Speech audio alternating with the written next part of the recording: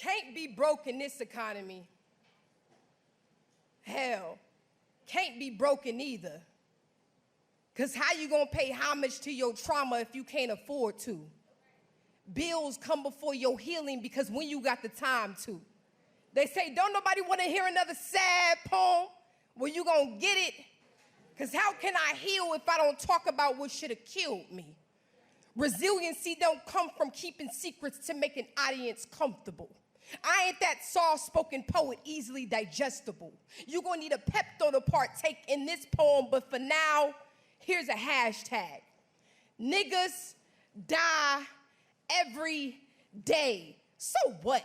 What make your nigga so special? Black boys been getting shot for years. There's a lineage of blood spilled in the potholes of the streets that ain't loved them like they mama did. Where I'm from, you be strong, cause it's gonna happen again. Ain't no room for grief when you too busy surviving. Ain't no space to process pain when your stomach screaming louder than your cries. I watched my mama make meals stretch like Pilates on Sunday. Had food stamps flipping like Pablo bricks. Dinner made from prayers and a black woman's touch. I seen her turn water into milk from powder.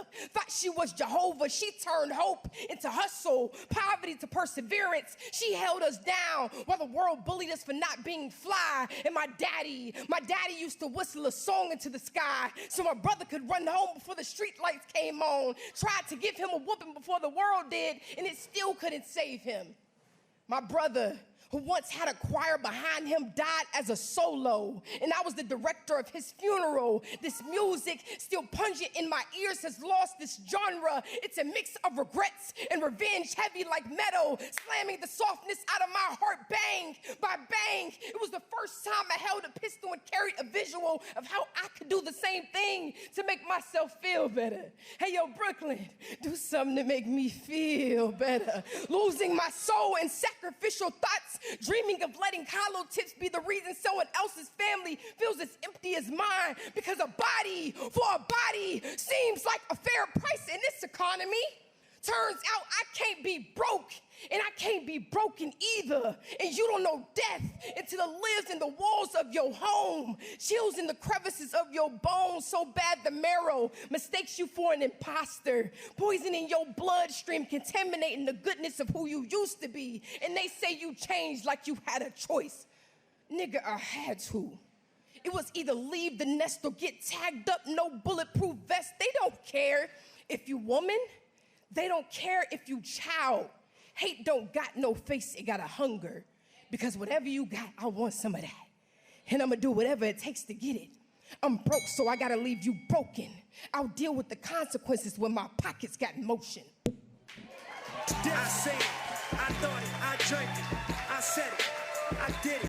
I tried to convince them I wasn't made for jail, but they still placed me in a holding cell. Long before the bars, I was sentenced to silence, locked up by the weight of every secret I was too young to carry. I was a quiet kid, watching dysfunction I didn't quite understand, taught to guard things I wasn't responsible for, wore my bloodline's trauma like a tailored suit at a Met Gala. We all know the saying, what goes on in this house. Now imagine every individual in your family with their own house. That's a lot of stories swept under rugs, then stepped on like it's a regular day. That's a lot of smiles you gotta fake. But do you know what happens to every cell in your body when you hold a secret the generation before you asked you to keep?